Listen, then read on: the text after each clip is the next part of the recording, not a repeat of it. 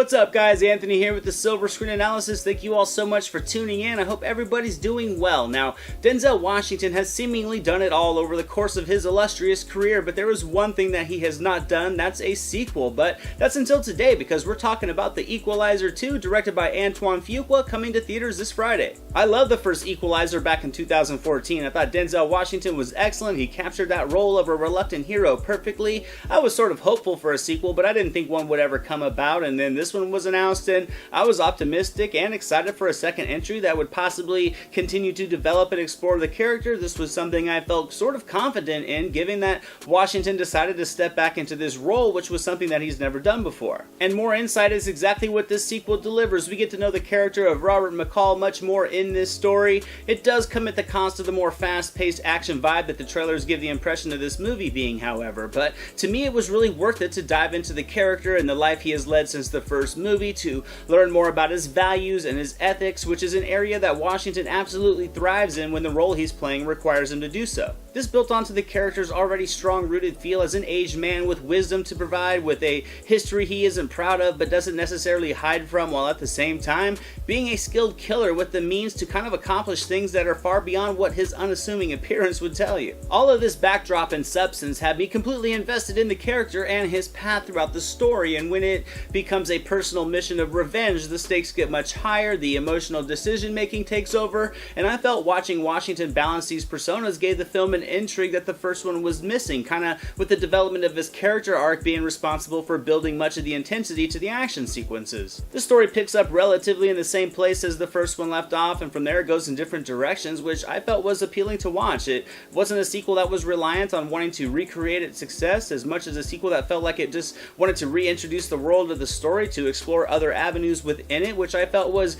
really effective in maintaining interest and curiosity throughout to see what was going to happen and what directions it was going to go. As for Denzel Washington, he was excellent in the lead. He felt more like Denzel Washington than he did anybody else, but it doesn't really matter. He delivers charm, capability, emotion, and endless waves of intensity that really do just create a character you simply want to see on screen doing what he does, sort of like John Wick. The supporting cast all make solid contributions, and they were all able to breathe some life into some common character types with their performances. Melissa Leo was excellent as always. She consistently and subtly is just graceful in her performances, and this one was no different. It was really enjoyable to see Leo and Washington in their scenes together, to just sit back and watch two skilled artists work off one another. Pascal and Pullman provide some charismatic performances that really do make up for some otherwise formulaic roles as well, to really round out the focal characters nicely. There are certainly more layers in this story in comparison to the first one, but that does not come at the cost of some blood-pumping action. Again, the choreography of the fight sequences is fantastic. It felt really tailored to a man of Washington's age, using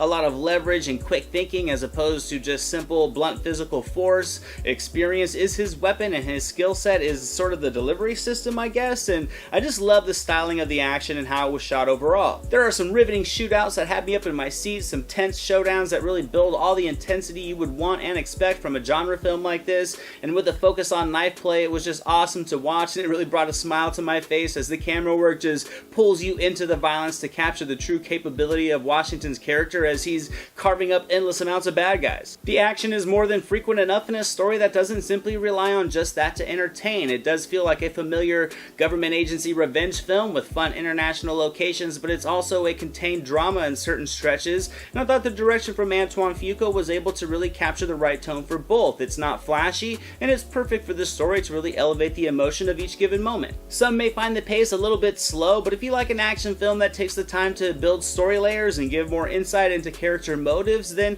I think you're going to be pleased. The action is not the emphasis, but it's extremely well crafted to inject fierce doses of violence into the narrative without ever feeling like it was trying too hard. So overall, the Equalizer 2 gets 85% on the entertainment meter. Other than telegraphing a couple of its moves, this movie gave me all I wanted: an engaging story, awesome grounded action, and both sides of Denzel Washington, his action persona loaded with charming bravado, and his dramatic side filled with heart and sensitivity, which was a near perfect recipe for me. And if you like the first movie and you like your gratuitous violence delivered with a little bit of heart, then this movie is definitely worth a shot.